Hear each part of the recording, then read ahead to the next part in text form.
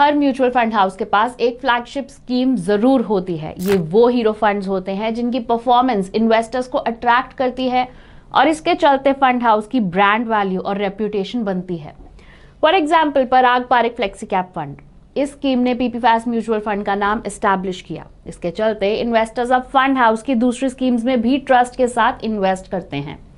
आज हम Edelweiss mutual fund की मिड कैप फंड को एनालाइज करने वाले हैं। ये फंड हाउस की फ्लैगशिप स्कीम है और इसकी खास वजह भी है। अगर आप 10 सालों की डिफरेंट कैटेगरीज के सभी म्यूचुअल फंड्स के रिटर्न्स देखें तो ये फंड 9th नंबर पर आता है। 10 सालों में इसने 19% से भी ज्यादा का रिटर्न दिया है।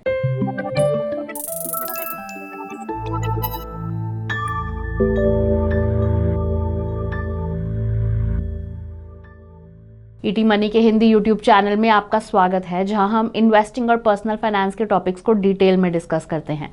इस वीडियो में हम ईडलवाइज मिड कैप फंड की परफॉर्मेंस को एनालाइज करेंगे और ये देखेंगे कि मार्केट में गिरावट के दौरान ये कैसे बिहेव करता है और फिर फंड की स्ट्रैटेजी को समझेंगे।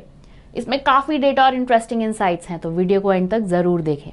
चलिए सबसे पहले इस फंड की हिस्ट्री और उसकी परफॉर्मेंस पर नजर डालते हैं।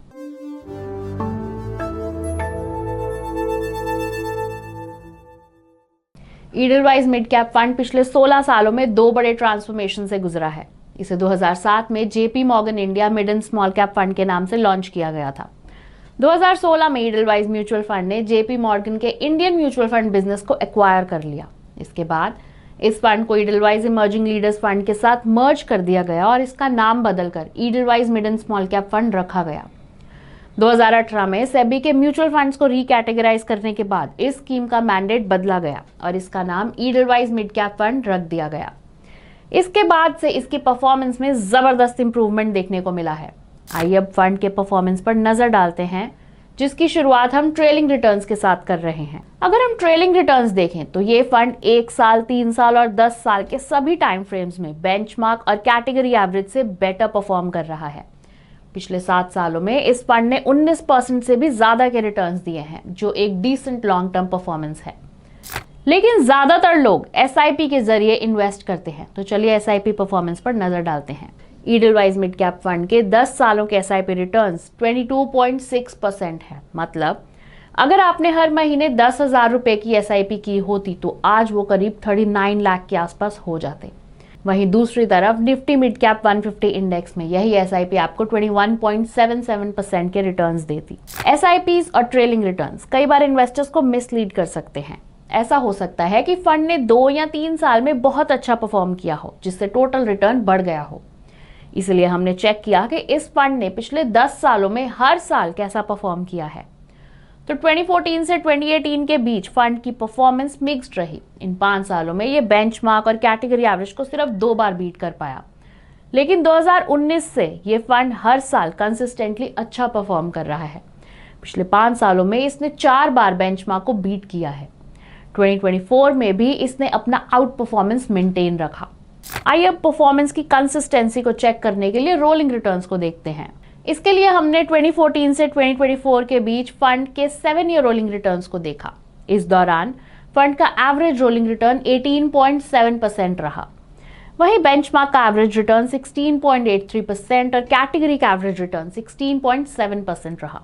मतलब ये फंड कैटेगरी और बेंचमार्क दोनों को एक अच्छे मार्जिन से बीट करता है। इनफैक्ट दिसंबर 2014 से नवंबर 2024 के बीच किसी भी 7 साल के पीरियड में फंड ने अपने बेंचमार्क को 75% टाइम्स पीछे छोड़ा है। इस एक्सीलेंट परफॉर्मेंस का एक रीजन फंड की अच्छी डाउनसाइड प्रोटेक्शन है। हमने चेक किया कि मार्केट्स गिरने के दौरान फंड कैसा परफॉर्म करता है। इससे हमें इसके डाउनसाइड प्रोटेक्शन को समझने में मदद मिलेगी। इसके लिए हमने उन क्वार्टर्स को देखा जब पिछले 6 सालों में निफ्टी मिड कैप 150 इंडेक्स में गिरावट देखी गई। फिर हमने इन क्वार्टर्स के दौरान इंडेक्स और कैटेगरी के साथ फंड के परफॉर्मेंस को कंपेयर किया। निफ्टी मिड कैप 150 ने 2018 से अब तक 9 क्वार्टर्स में नेगेटिव रिटर्न्स दिए हैं। इसमें से 7 क्वार्टर्स में ईडलवाइज मिड कैप फंड ने इंडेक्स को बीट किया, यानी कि इस फंड की डाउनसाइड प्रोटेक्शन भी डिसेंट है। इसीलिए ईडलवाइज मिड कैप ने 2018 से लगातार अपने बेंचमार्क को पीछे छोड़ा है और इसकी डाउनसाइड प्रोटेक्शन भी डिसेंट है, जो इसके परफॉर्मेंस को शानदार बनाती है। लेकिन फंड ने ये सब कैसे अचीव किया? क्या ये बेहतर रिटर्न्स के लिए रिस्की स्ट्रैटेजी अपनाता है? आइए अगले सेक्शन में देखते हैं कि फंड को कितनी अच्छी तरह से मैनेज किया जाता है। लेकिन आगे बढ़ने से पहले अगर आप अभी भी ये वीडियो देख रहे हैं तो मुझे यकीन है कि आपको ये कंटेंट इंसाइटफुल लग रहा होगा। हम बहुत सारी रिसर्च करके ऐसा कंटेंट बनाते हैं जिसका यूज़ आप बेहतर इन्वेस्टमेंट डिसीजंस लेने के लिए कर सकते हैं। इसलिए मैं रिक्वेस्ट करती हूँ कि आप हमारे चैनल को सब्सक्राइब करें और बेल आइकन दबाएं ताकि आप हमारे किसी भी इंपॉर्टेंट वीडियो को मिस ना करें।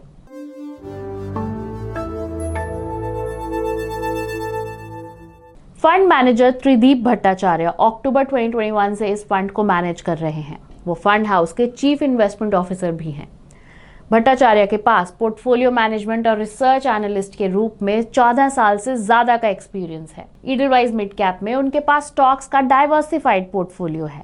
अभी फंड में कुल 78 स्टॉक्स हैं, जबकि जुलाई 2023 में ये संख्या 52 थी। AUM में बढ़ोतरी को देखकर बढ़े हुए स्टॉक्स के नंबर्स को समझा जा सकता है। हमने AUM और स्टॉक काउंट को ग्राफ पर प्लॉट किया। आप देख सकते हैं कि मार्च 2023 से अक्टूबर 2024 के बीच AUM करीब 3 टाइम्स बढ़ गया है। ये मार्च 2023 में 2614 करोड़ था, जो अक्टूबर 2024 तक बढ़कर करीब 7677 करोड़ हो गया है। फंड में डाइवर्सिफिकेशन के चलते रिस्क कम हो जाता है, क्योंकि पोर्टफोलियो को कई स्टॉक्स में स्प्रेड करने से परफॉर्मेंस कुछ स्टॉक्स पर डिपेंडेंट नहीं रहता। डाइवर्सिफिकेशन के अलावा हमने फंड का एक इंटरेस्टिंग एस्पेक्ट भी देखा। Fund manager cash calls avoid करता है। फरवरी 2019 से इसका इक्विटी एलोकेशन एवरेज लगभग 96% रहा है। बहुत ही कम महीनों में कैश एलोकेशन 5% से ज्यादा हुआ है। हालांकि ये फंड मैनेजमेंट की ओर से लिया गया कॉन्शियस डिसीजन है। फरवरी 2019 से पहले कैश एलोकेशन कई बार 10% से ऊपर गया था। कुछ फंड मैनेजर्स तब एक्टिव कैश कॉल्स लेते हैं जब उन्हें लगता है कि वैल्यूएशंस बहुत एक्सपेंसिव हैं। दूसरी ओर कुछ फंड मैनेजर्स कैश कॉल से बचते हैं, क्योंकि बढ़े हुए वैल्यूएशंस के बावजूद मार्केट्स ऊपर जा सकती है। हमने ईडलवाइज मिड कैप फंड के पोर्टफोलियो टर्नओवर को देखा। इससे हमें पता चलता है कि फंड मैनेजर कितनी बार स्टॉक्स को बाय और सेल करता है। अगर ये नंबर 100 है तो इसका मतलब है कि फंड मैनेजर ने पिछले 1 साल में पूरा पोर्टफोलियो बदल दिया है। अक्टूबर के एंड तक पोर्टफोलियो टर्नओवर रेशो 48% था। इनफैक्ट फंड का टर्नओवर रेशो समय के साथ कम होता गया है। एक समय तो ये 300% से भी ज्यादा हो गया था। शायद ऐसा स्कीम्स के मर्जर के दौरान हुआ होगा। अक्टूबर के अंत तक मिड कैप कैटेगरी का एवरेज टर्नओवर रेशो 80% है। सो ईडलवाइज मिड कैप का पोर्टफोलियो टर्नओवर इतना हाई नहीं है।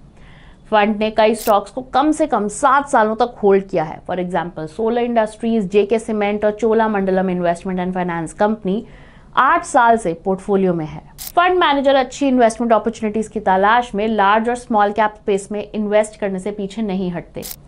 फंड मैनेजर ने average 67% of its assets mid cap stocks में एलोकेट किया है, जबकि बाकी हिस्सा लार्ज और स्मॉल कैप स्टॉक्स को एलोकेट किया गया है।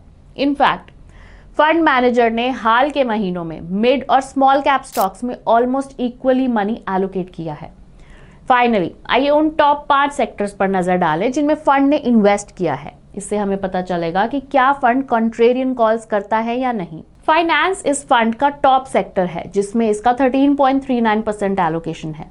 ये 9.76% के कैटेगरी एवरेज एलोकेशन से ज्यादा है।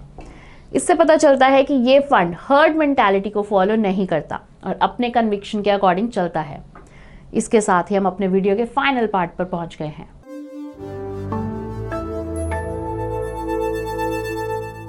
अगर आप एक एक्टिव मिड कैप फंड में इन्वेस्ट करने की सोच रहे हैं तो आप ईडलवाइज मिड कैप फंड को शॉर्टलिस्ट कर सकते हैं। इस फंड की परफॉर्मेंस कंसिस्टेंट है, डाउनसाइड प्रोटेक्शन डिसेंट है और रिस्क को भी अच्छे से मैनेज किया जाता है।